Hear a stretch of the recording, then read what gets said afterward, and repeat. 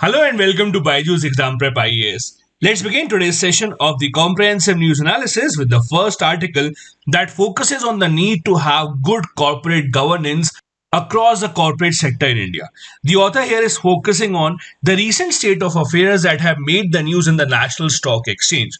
Now, if you know what has happened in the National Stock Exchanges, there has been a lot of news stories coming out that the CEO of the National Stock Exchange, that is Chitra Ramakrishna, apparently she was taking most of her decisions in the National Stock Exchange on the advice of a Himalayan yogi who was guiding her for each and every step over the email.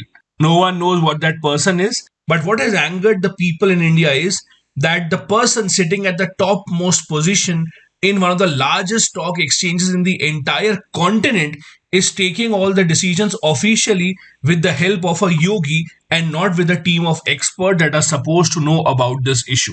Amongst the doubtful decisions that she took was the appointment of a person called Anand Subramaniam, who was brought to the NSE as a consultant and was given a salary hike of over 10 times. She was given a package in crores at the National Stock Exchange.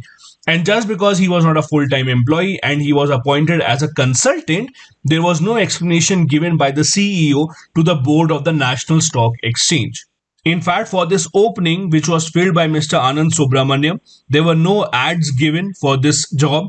There was no eligibility criteria mentioned for the job, and the only single interview that was conducted was by the CEO herself. Now, the emails reveal that even the appointment of this person was suggested to the CEO by this Himalayan yogi that she has been following for many years. A lot of emails have been exchanged between this Himalayan yogi and the CEO. In fact, the emails had even instructed her to give Mr. Subramaniam a hike in the salary over and above the 10 times hike that he was already given.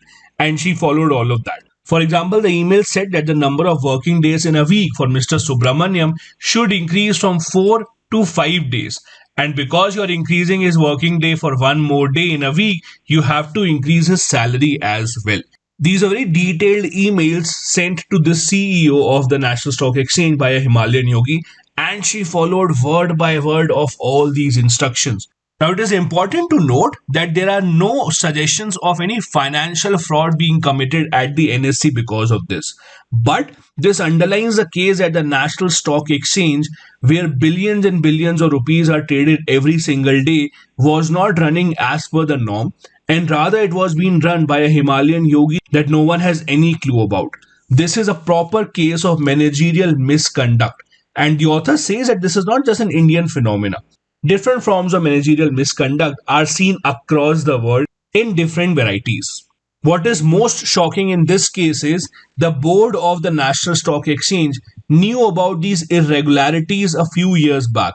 But even then, they discussed the matter in close quarters and did not reveal the details to all the stakeholders. In fact, discussions about this issue were kept out of the minutes of the meeting. Minutes of the meeting is a document that keeps a record of all the things that were discussed in a specific meeting.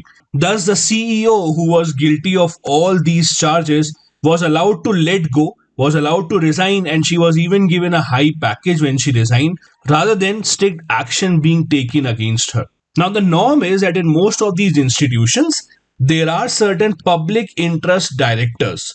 These public interest directors have the responsibility of keeping the SEBI informed about what is happening in our organization.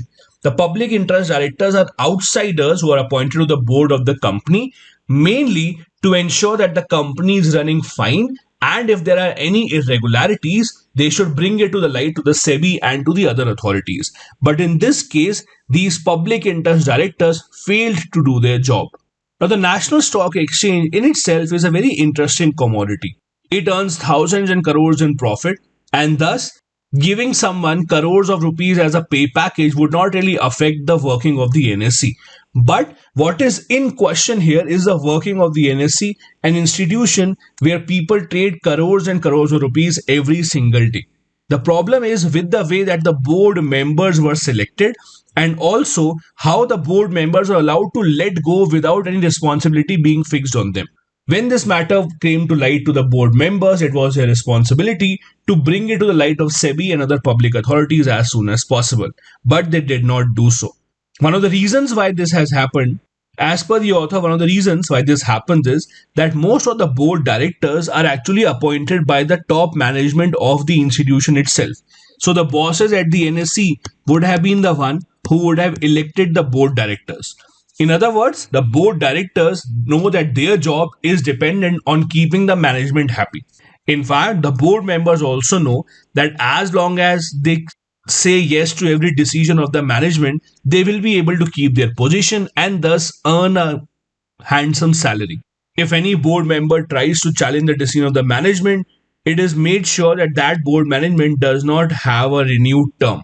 And thus, in most of these institutions, although the directors are appointed to make sure that they maintain transparency and the working conditions of the management are kept in check, but in reality, these board directors also tilt in favor of the management. The author suggests that the top management should not be allowed to choose more than half of these independent directors.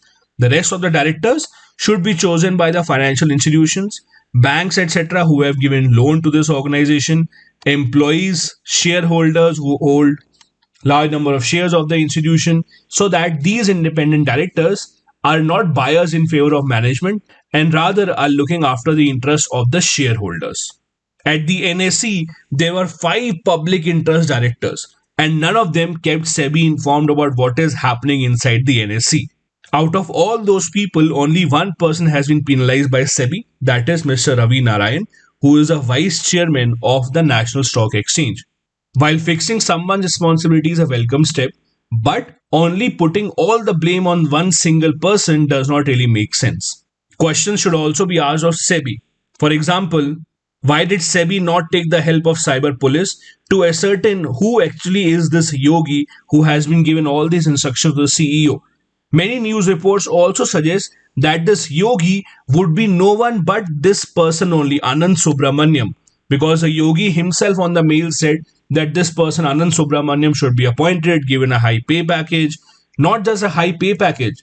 In fact, there were instructions given to the CEO. For example, whenever Mr. Subramaniam travels by air, he should be allowed to travel by business class only. He should be allowed to travel by first class only. All these specific instructions were given to the CEO on mail by this yogi, and the CEO followed all these instructions. The author says that it is time to evaluate the performance of regulators such as SEBI also and make strong guidelines about corporate governance, meaning that the company should know how to conduct themselves because a lot of trust is imposed in these companies by the shareholders and by the market. Now, let me tell you one more interesting bit about this yogi. The email ID that he used to send these emails to the NSE CEO, this email ID actually was rigyajur.sam at outlook.com. So this was the email ID which this yogi was using. As you know, Rig, Yajur, Sam are the names that are taken from the Vedas. So you can also send an email to this yogi and ask him who exactly is this person. Now, the article focuses on the need to have good corporate governance in India. Let's see, are there any laws or guidelines in place to ensure good corporate governance, and are they being followed in the country or not? In simple terms, corporate governance means that there is a set of ethics, laws, and regulations that the companies must follow to run themselves transparently and ethically. The phrase corporate governance became famous in India in February 2000 when SEBI established a committee called Kumar Mangalam Birla Committee. This committee suggested a lot of regulations that should be kept in mind by SEBI of how the company should function, especially those which have taken money from the outside investors. Most of these recommendations right now are a part of Clause 49 of the listing agreement. There are other laws also in India, such as the Securities Contract Regulation Act of 1956, the SEBI Act 1992, and Depositories Act of 1996 that also talk about regulations that have to be followed by the companies, and SEBI keeps an eye on all of them. The Ministry of Corporate Affairs also appointed a committee called the Naresh Chandra Committee on Corporate Audit and Governance in 2002. This committee examined various corporate governance issues in India and made recommendations in two key aspects. First, financial disclosures, and second, non-financial disclosures that the company must make. Many people suggest that the concept of corporate governance, especially in India, has been drawn from the Gandhian principle of trusteeship. Now, the concept of trusteeship simply means that when you are the head of an organization or when you are the head of the government, you must understand that you are not the owner, you are the trustee. A trustee is someone who is given the responsibility to run an institution for some time, after which that responsibility will be passed on to the other person. So, your efforts while working should be concentrated on working in a manner that this institution actually progresses so that your tenure of 5, 6, or whatever number of years that is fruitful. You should not act as an owner. It is your responsibility to run this institution properly and efficiently. Now, whenever we talk of corporate governance, we also talk about independent directors. This is considered as an important way in which the companies can be forced to run themselves transparently. Independent directors are also called outside directors.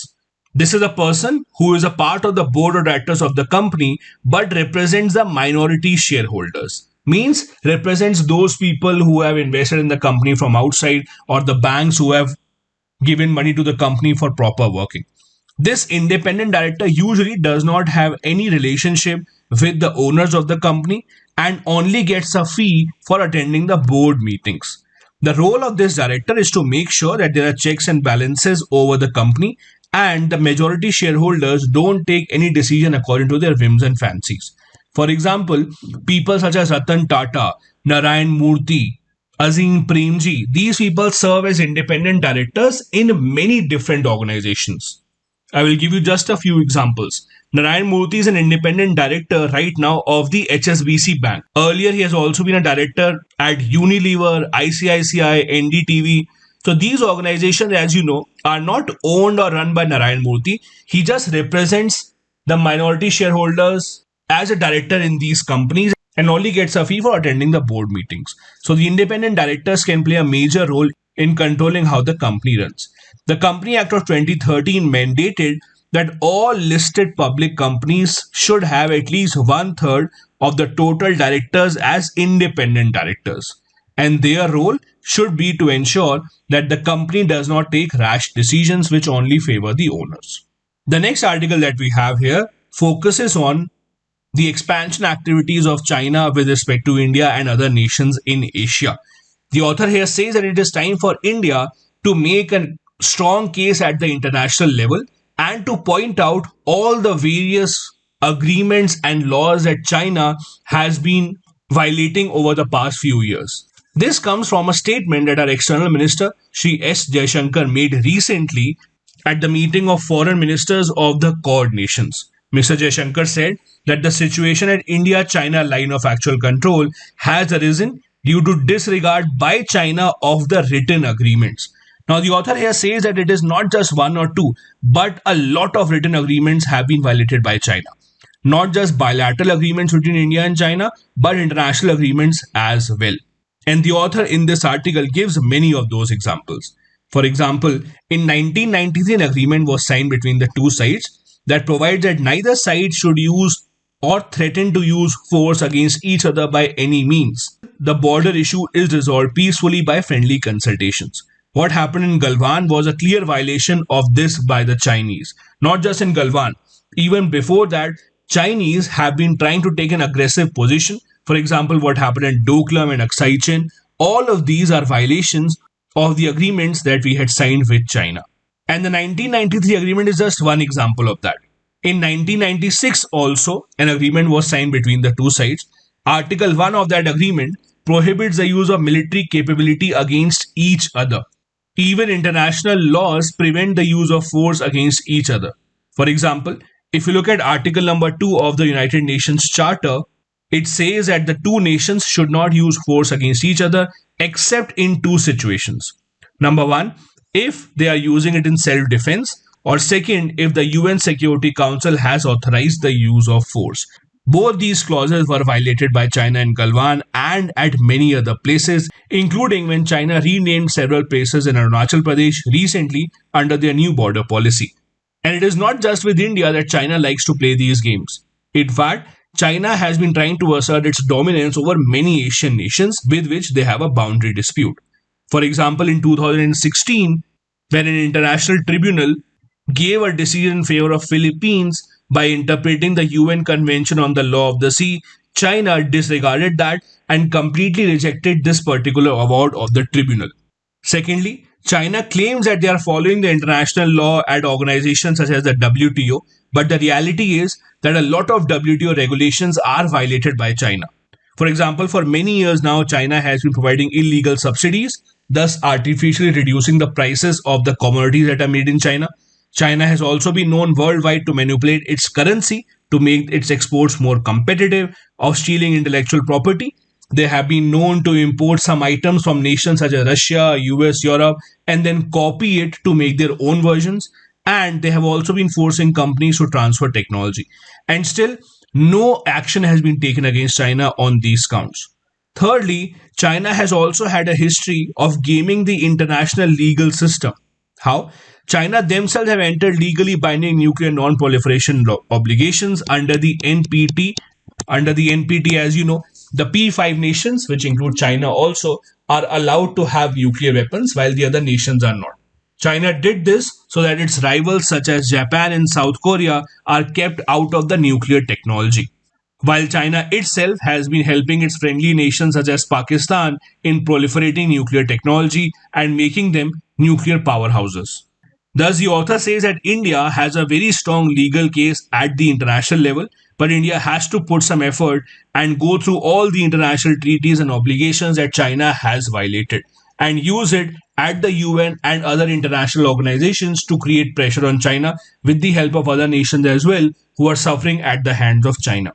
India must also assert that we have the right to act in self defense under Article 51 of the UN Charter in case China continues its misadventure at our borders. Now, although all these might seem like a good suggestion, but we also know how it will turn out in the end.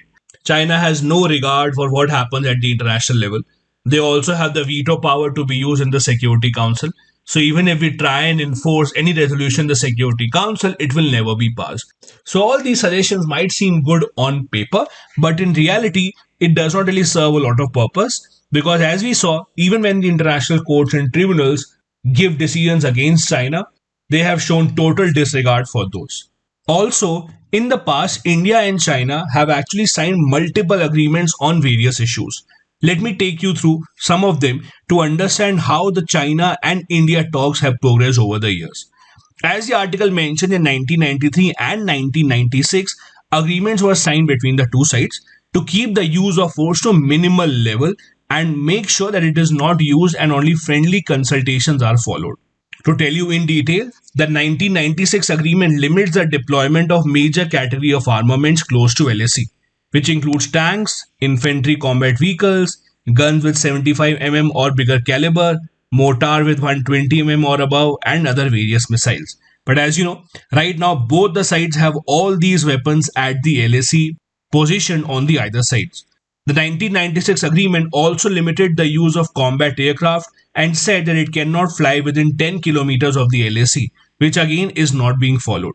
It stipulates that neither side shall open fire or cause biodegradation, use hazardous chemical, conduct blast operations, etc. within 2 kilometers of the LAC. But all these have now been violated by China, starting with the Galwan confrontation. In 2012, the two sides agreed to establish a working mechanism for consultation and coordination to study ways and means to conduct and strengthen exchanges and cooperation between military personnel and establishment. The 2013 year also saw a border defense cooperation agreement between the two sides. But for all these agreements on paper, very little progress has been made on the grounds to improve the bilateral relations. We have also signed other kind of agreements in different fields. Just to give you an idea, there was a 1988 India-China Joint Working Group on the boundary question. In terms of trade, we have signed 3 agreements from 1991 to 2003, so on and so forth. If you actually notice, most of the agreements between India and China have come after 1991. This is because in 1991, when India opened up its market with the LPG reforms, China realized that they can exploit India's market by sending its cheap products and utilizing India's increasing buying capacity. Their plan was to exploit middle class and lower middle class of India because their earning capacity was gradually increasing and people were looking out for price effective products. That is why China also realized in the beginning of the 1990s that it would be in their best interest if they improve their relationship with India, specifically when it comes to trade. And that is why you see 1991, 92, 93, a lot of agreements were signed one after the other. And we saw a huge increase in the import of Chinese products into India. The next article here focuses on the importance of mother tongue and why preservation of mother tongue is an essentiality. The author here says that February 21, that is yesterday, we had the International Mother Language Day. This day is observed specially to honor those in Bangladesh who sacrificed their lives to protect their mother tongue, that is Bangla. As you know, when India became independent, there were two sides of Pakistan. There was East Pakistan and there was West Pakistan. East and West Pakistan were the same country with one single government, but East Pakistan and their people were never given their fair share of power and responsibility by the leaders of West Pakistan. In fact, in March 1948, Muhammad Ali Jinnah declared that the state language of Pakistan would be Urdu, which was unfair to people living in East Pakistan, that is today's Bangladesh, because their mother tongue had always been Bangla. Since before independence, when India was united, they used to be a part of undivided Bengal only. Jinnah, however, forced that all official communication from then in Pakistan would be in Urdu only, and the language was even made compulsory in the schools. This led to beginning of the protest in East Pakistan's Dhaka in 1952. Some students of Dhaka University started their protest, suggesting that we need to have the right to choose our own language. The protest started on February 21. Soon after, there was police action and it led to killing of several of these students. Since then, February 21 is observed as the Shaheed Dibosh or the Martyrs' Day. The author says that this is for the first time in the history of the world where a freedom movement started on the basis of language and it resulted into making of an independent country altogether. This action and continued protest in East Pakistan forced the Pakistani leadership to make Bangla one of the official languages of Pakistan in 1954 and thus started the struggle for having an independent identity by the people of East Pakistan, which eventually resulted in the making of an independent nation of Bangladesh. However, as per the author, what started as a proud movement for a country has now wavered somewhere. Not just in Bangladesh but around the world due to globalization and the countries being connected much more than what they were earlier. The languages which are spoken mostly throughout the world have gained much more supremacy over the indigenous languages in every country, including India. People are now tilting more towards foreign languages because they are essential to find better jobs. Languages, in fact, have now taken the form of a skill. Learning English in India is not because English is a language. It is because English is a skill that you can now show on your CV and get better jobs for it. That is why the author is saying that the linguistic diversity is increasingly being threatened. The UN also says that at least 43% of the 6,000 languages spoken around the world are endangered. And that is why the decade from 2022 to 2032 has been proclaimed as the International Decade of Indigenous Languages to draw attention towards the critical status of many of these languages around the world. The other problem that is adding fuel to this issue is that the internet is vastly dominated by English and a very few languages. Most of the content that you see online, be it international websites or your own nation, even including the government websites, they are mostly in English or maybe one or two other regional languages. In a country such as India, where we have thousands of languages, most of the government websites are either in English or in Hindi, and no other regional languages are supported even by the official government websites, and that is a cause of concern.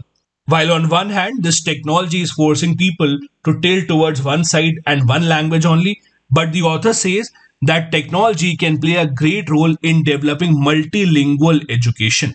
The fight for local languages has been supported by big companies such as Amazon and Facebook in the past few years, and a few of their products are now available in a few local languages.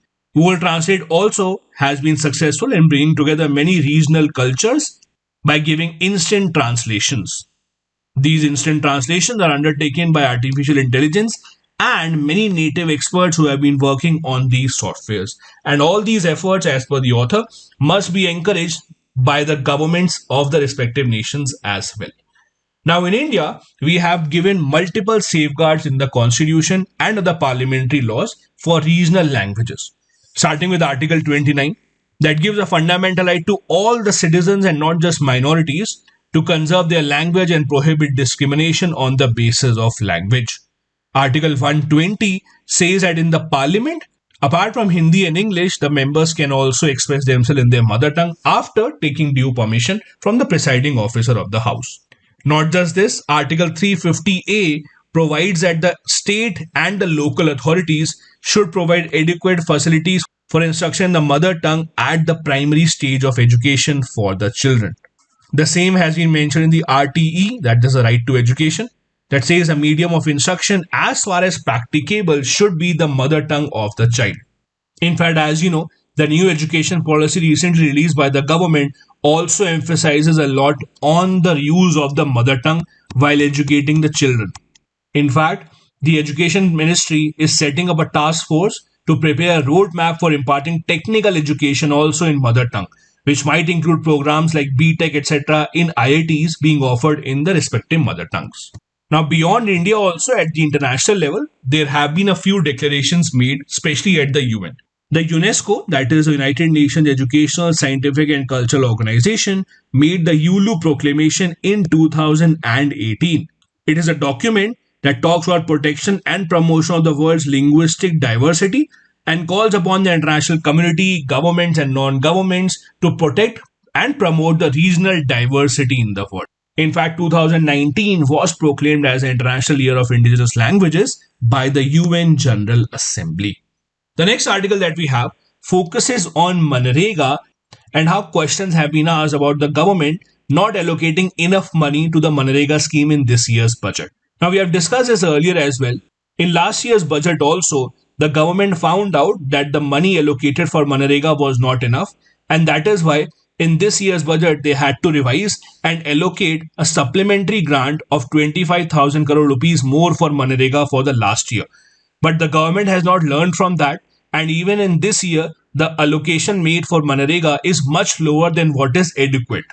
In fact, organizations such as the All India Kisan Sabha and the Narega Sangharsh Morcha, that is the NSM, have raised concerns about not enough money being allocated to MGNREGA. Lower allocation in the past has led to a lot of issues in the law. For example, there has been a long delay in the wage payments for the workers. There has even been a decline in the work offered to the workers in the past 2 quarters, mainly because of the crunch of funds that we are facing in the scheme. In fact, in the last financial year, the money that the government had allocated for MGNREGA was already over by September. So almost half of the year was still remaining, while the money for the entire financial year was already over in the last year. Thus, we expected that the government would learn from that, but it has not happened. For instance, for this year's budget, the NSM, that is the Narega Sangharsh Morcha, had suggested that the government should make an allocation of at least 3.64 lakh crore. There is a similar group called the People's Action for Employment Guarantee. They suggested that the government should allocate at least 2.64 lakh crore rupees for MGNREGA. But the eventual number that the government has allocated for the next financial year for NREGA is just 73,000 crore, which is puzzling most of the experts who know about this field. As per the NSM, this money is only enough to provide for 16 days of employment to those who have the job card for NREGA.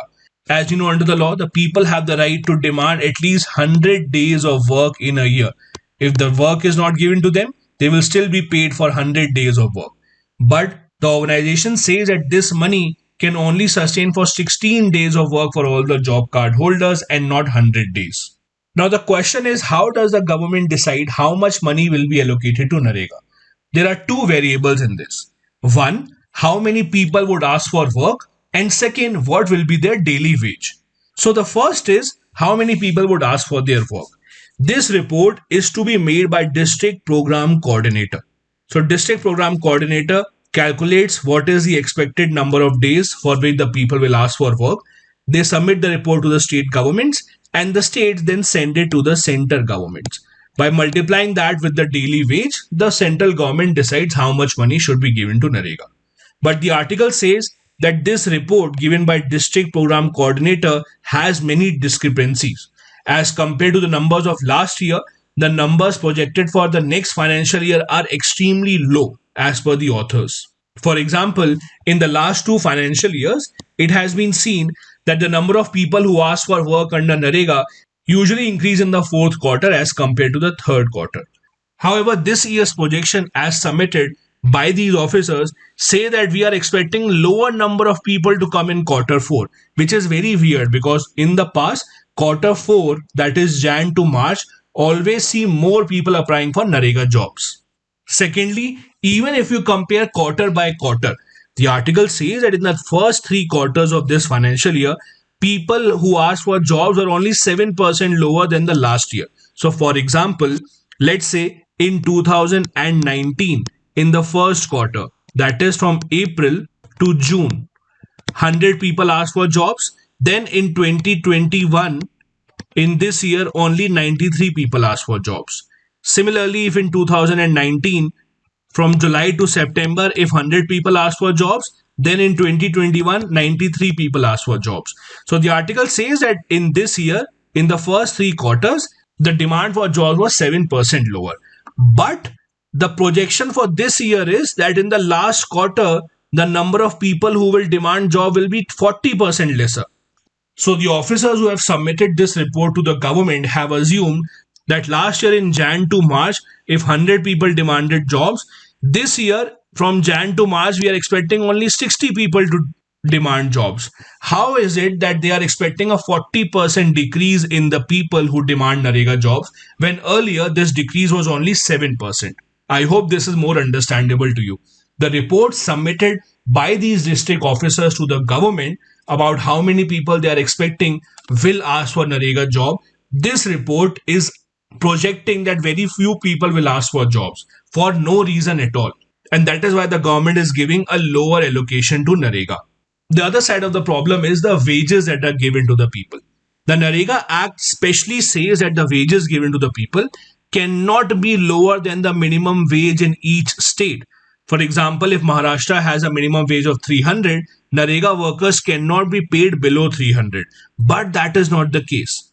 In 2018, an expert committee was set up under Mr. Anup Satpathy, who suggested that nationally, the average minimum wage is about 375 per day right now. But even then, it has been found that the NREGA workers on an average are only paid rupees 209 per day, which is extremely low and a violation of the NREGA Act and a violation of the rights of the workers who are working under NREGA. And the most interesting part is that for the next year, even if you assume that the people will be given the same money, 209 rupees, even then, by that calculation, government's allocation of 73,000 crore rupees for next financial year will not be enough. Even by that calculation, government will have to spend at least 20,000 crore rupees more. So there is no logic behind why the government has given such a lower allocation to NREGA. Last year also, they had to give supplementary grant and that delayed the payment disbursal. This year also, the government will have to do the same. The authors are saying that if government anyways has to pay supplementary grant later on, why not increase the budget allocation beforehand so that money can be given to the poor people on time?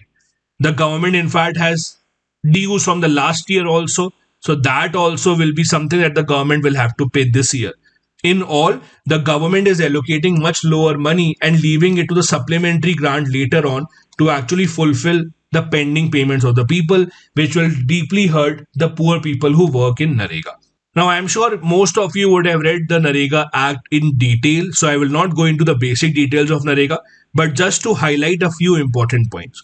As we discussed, NREGA scheme guarantees 100 days of employment in every financial year to adult member of any rural household only who is willing to do public work related unskilled manual job. The requirement is that at least 1/3 of the beneficiaries under the scheme have to be women and they will have to be paid at least the legal minimum wages. Now, this is a demand driven scheme. That is, job will be provided if people come and ask for it. The law says that once the NREGA worker asks for the work, within 15 days the work has to be provided to the person, failing which unemployment allowance will be given. Now, the Gram Sabha has been given the power to decide which work is to be undertaken, and at least 50% of the work will be executed by them only. 100% of the wages are given by the central government, and the raw material, etc., that will be used in building anything under the scheme. For that, 75% will be given by the central government, and 25% of the remaining money will have to be given by the state government. Now, as we discussed, because the government has not been allocating enough money to NREGA in the past few years, it has led to insufficient funds and a lot of delay in the funds being given to the end worker. There has also been caste based segregation, interestingly. 46% of the payments made to the scheduled caste workers and 37% to scheduled tribe workers were completed within the 7-day period within which they have to be given the money. While for non SCST workers, only one fourth of them got the money on time. The wage rate itself is extremely low, that we discussed. In many states, it is even below the minimum wages prescribed by the government. The other problem with the scheme is that even when the scheme runs properly, the quality of infrastructure that is being built is not really satisfactory. A lot of infrastructure works under MGNREGA have been incomplete and have been left midway in between. And thus, while the government is spending a lot of money thinking that it will help the people in sustaining themselves in the poor areas, it is not really resulting in any robust infrastructure being created at the ground level in the rural areas. That is why many experts say that this scheme is just a direct benefit transfer rather than a scheme which is resulting in any infrastructure building of good quality. The NREGA scheme has been hailed by many organizations across the world as a big success because it impacts the people in a large number of areas. As you can see here, it impacts the people in at least 8 of these sustainable development goals, including gender equality, good health and well-being because people will have more money in their hands, zero hunger, etc. The next article that we have is about a petition that is filed in the Supreme Court, where the petitioner is arguing that it is time to enforce the fundamental duties and convert them into specific laws. Only and only then they will be followed by the citizens of the country. The petition says that the fundamental duties should be enforced, including patriotism and unity of the nation. There should be well-defined laws that should back these fundamental duties. The petitioner says that even in the Holy Bhagavad Gita, there is a specific mention on the importance of the duty. As a result, the Supreme Court has asked the union and the state governments to respond and tell the court what is their point of view in this regard. The petition says that these fundamental duties were a reason behind the Soviet Union and China actually becoming world superpowers. It says that the time has come to balance rights, liberties, freedoms, and obligations. And these duties are an important tool to protect the unity and integrity of the country. Now, I'm sure all of you have read about the fundamental duties in Indian polity. You have read how they were introduced by 42nd Constitution Amendment Act 1976 on recommendations of Swaran Singh Committee. There were 10 fundamental duties added then, and the 11th was added later on when the right to education also became a part of the Constitution. Now, although you have read all those facts about fundamental duties and their introduction, let's focus on the idea of the duties altogether. Not just the Bhagavad Gita as mentioned by the petitioner, the concept of duties has been mentioned in many other literatures in India in the past. The Ramayana also mentions about the people having the need to perform their duty. In Gita, Lord Krishna says that one should do one's duty without expectations of any fruits. The same was propagated by Mahatma Gandhi also, when he famously said that Satyagraha was born for I was always striving to decide what my duty was. And it is not just this petition in the Supreme Court. Many governments in the past have also flirted with the idea of whether or not we can impose duties on the people. In 1998, Atal Bihari Vajpayee government appointed a Justice J.S. Verma committee to suggest to teach fundamental duties to the citizens of the country. But again, that did not really go forward because the government then got busy with the Kargil war. Fundamental duties, as you know, are a part of Article 51A. Now, the fact is that most of these duties have not really been translated on the ground. For example, one of the duties says that the citizens should seek to promote harmony and spirit of common brotherhood, transcending the barriers of religion, language, etc. But as you know, even today, India is seeing division on the basis of religion, language, caste, etc. Similarly, a fundamental duty says that the citizens should protect and improve the environment, but India again has been impacted by extremely polluted rivers, cutting down of forests, and we are bearing the brunt of climate change. Even outside India, there has been a great emphasis laid on the duties of the citizens. Article 29, not of the Indian Constitution, but of the Universal Declaration of Human Rights says that everyone has duties to the community, even in which alone the free and the full development of his personality is possible. Thus, there is a universal acceptance that having fundamental duties to some extent is for the betterment of the society as a whole. Now, many people in the past have suggested that rights and duties are complementary to each other and go hand in hand. For example, many people have suggested that if everyone expects that fundamental rights would be given to them just because they are citizens of India or just because they are in the country, then the same should apply to duties. You can't have rights given to you if you don't follow your duties. That is suggested by many authors in the past, including Mahatma Gandhi to some extent, that only when you follow your duty can you claim that you also have the right that is given to you by the constitution. But the problem is that when the government starts imposing every single duty, then you would automatically think that now you're living in a military state. For instance, the one thing that we really love about our country is democracy. We often think that life in China is so difficult for the people of China because the government imposes their will on the people whenever they want to. That can be enforcing extremely strict laws, including interfering in the personal lives of the people. If these sorts of things are done in India also in the name of imposing fundamental duties, we would soon realize the fact that at the end of the day, if the government has to impose each and every law, we will automatically become a military state. So, till the time that the people of India are not able to fulfill the duties by themselves through their own conscience, it will not serve any purpose to impose these duties, and India will just turn into a military state, which we never want. These were the articles we wanted to discuss from the Hindu newspaper today. Now, a couple of practice questions. Number one, although fundamental duties are not made enforceable by a writ of court like the fundamental rights, they are equally fundamental to the well being of society and individuals. Second, history has taught us the importance of preserving one's mother tongue. What steps have been taken by the government in India to ensure the same? Both these questions have to be answered in 250 words each. Thank you so much for watching the video.